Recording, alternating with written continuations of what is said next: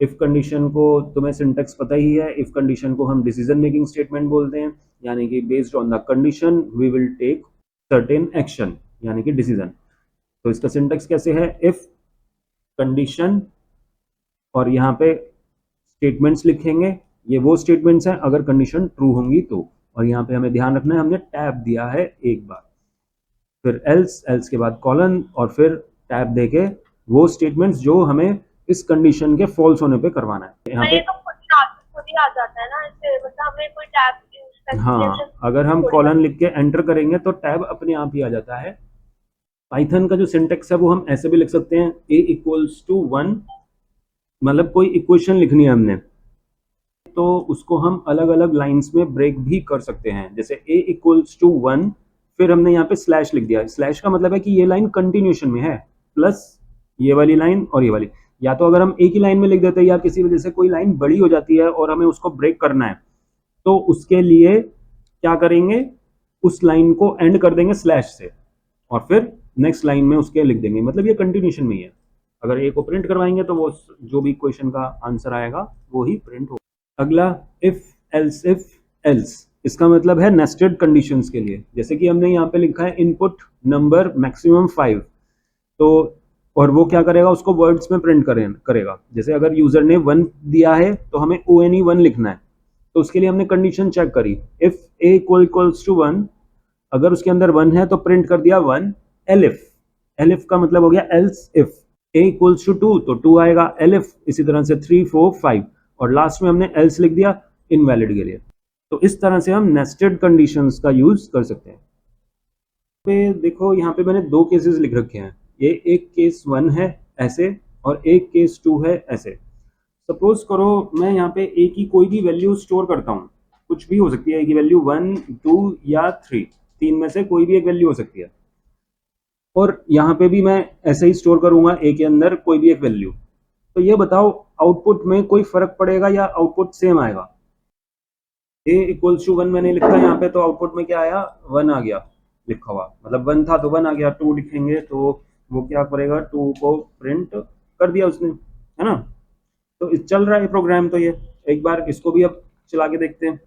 इसको मैं कमेंट कर दिया और यहाँ से कमेंट हटा देते हैं, ए इक्वल्स टू 2 करके देखते हैं सीधा। अच्छा, एल्स में कोई कंडीशन नहीं आती, मैंने एल्स में भी लिख दिया था और यहाँ पे कॉलन आ जाएगा, ठीक है। तो यहाँ पे मैंने रन करा तो ये भी हमारा रन हो गया है प्रोग्राम, दोनों ही चल रहे हैं सेम। तो अब बताओ तुम, कुछ डिफरेंस है या सेम है। आउटपुट तो हमारा सेम आ रहा है, लेकिन ये बताओ कि इंटरनली क्या सेम है या फिर कुछ डिफरेंस है। देखो इसकी वर्किंग कैसे आएगी, अगर हम ये वाला फर्स्ट वाला केस लेते हैं और इसमें अगर मैंने लिखा a इक्वल्स टू 2, तो इंटरनली जो इंटरप्रेटर है वो क्या करेगा, सबसे पहले इस लाइन को रीड करेगा, क्या a 1 है, कंडीशन फॉल्स हो गई, फॉल्स होते ही ये जाएगा दूसरी कंडीशन पे, क्या ये a 2 है, 2 है, एग्जीक्यूट हुई, 2 प्रिंट कर दिया। फिर उसके बाद क्या करेगा, ये इस कंडीशन को चेक करेगा, चेक करेगा, चेक करेगा और फिर यहाँ पे ये फॉल्स हो गई, कुछ प्रिंट नहीं हुआ। यानी कि यहाँ पे 3 कंडीशंस लिखी हैं, इसने तीनों को ही एग्जीक्यूट करी, भले ही हमारी पहले वाली कंडीशन फॉल्स थी या जब ट्रू हो गई उसके बाद भी इसने एग्जीक्यूट कर रखे देखा। लेकिन अगर हम सेम केस इसमें लेते हैं, पहली कंडीशन फॉल्स, सेकंड में जाएगा, सेकंड ट्रू, तो सेकंड को प्रिंट कर देगा, अब ये एल्स में जाएगा ही नहीं, वहां पे रीड करेगा ही नहीं। अगर यहाँ पे हमारा 1 होता और यहाँ पे भी 1 होता, a इक्वल्स टू 1, तो ये इसको रीड करेगा, ट्रू हो गई प्रिंट कर देगा, फिर एग्जीक्यूट चेक करेगा फॉल्स, फिर चेक करेगा फॉल्स।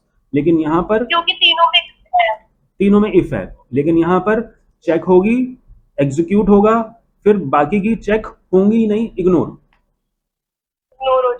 हो जाएंगी। यानी कि कोई भी केस ऐसा नहीं है, आप ए में कोई भी एक ऐसी वैल्यू डालो, कोई भी ऐसा केस नहीं है कि ये तीनों ही एग्जीक्यूट हो जाए।